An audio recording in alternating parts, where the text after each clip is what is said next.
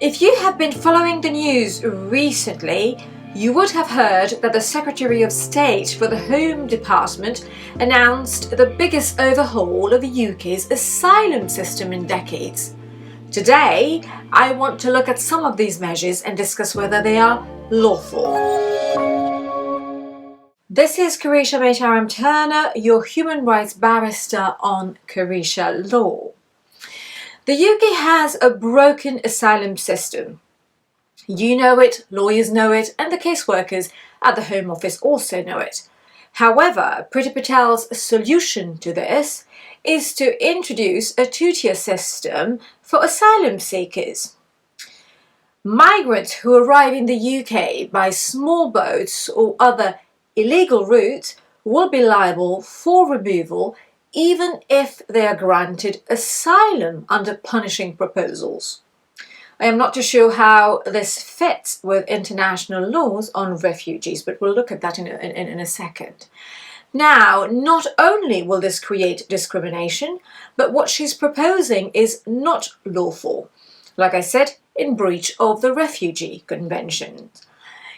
If you use one of the safe and lawful route to get to the UK, as a good asylum seeker, you will be rewarded with indefinite leave to remain immediately. Whereas currently, successful asylum seekers are getting 5 years, which then leads to settlement. It won't affect any family reunions, and funding are also being offered as part of the reward plan. But if you happen to arrive by sea, for example, you will effectively be punished. Things like temporary status or return to the country of origin are part of the plan.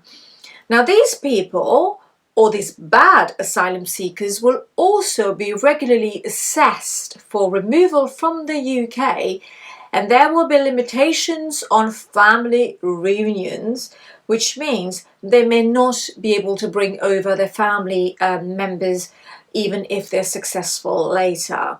Again, if children are involved, I am not too sure how this will work in law. Interesting. The new plan also increases the sentence of entering the UK illegally. Currently, it's at the maximum sentence is for 6 months. It also includes shipping asylum seekers to other countries to deal with them.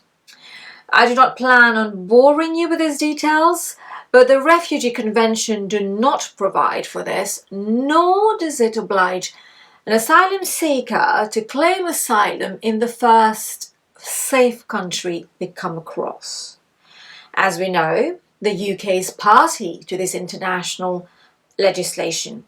Perhaps Priti Patel ought to read it. Where does that leave us? Will this solve our asylum problem? As a practitioner, I can tell you it will absolutely not. These measures will also not stop people from crossing over the channel or prevent the UK from being invaded, as a well-known politician calls it on Twitter. It is unclear how these people will be removed quickly when there is a massive backlog of asylum claims yet to be considered by the Home Office.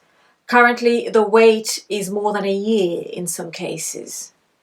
Despite what newspapers report, the number of people who have been removed from the UK has been at its lowest, and that was before the pandemic.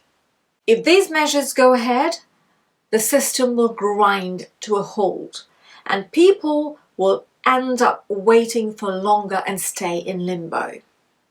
These proposals, quite simply, are an attack on the principles enshrined in the Refugee Convention. I anticipate a series of legal challenges in the months to come. I will, of course, keep you updated. Keep on watching and continue to subscribe for more videos.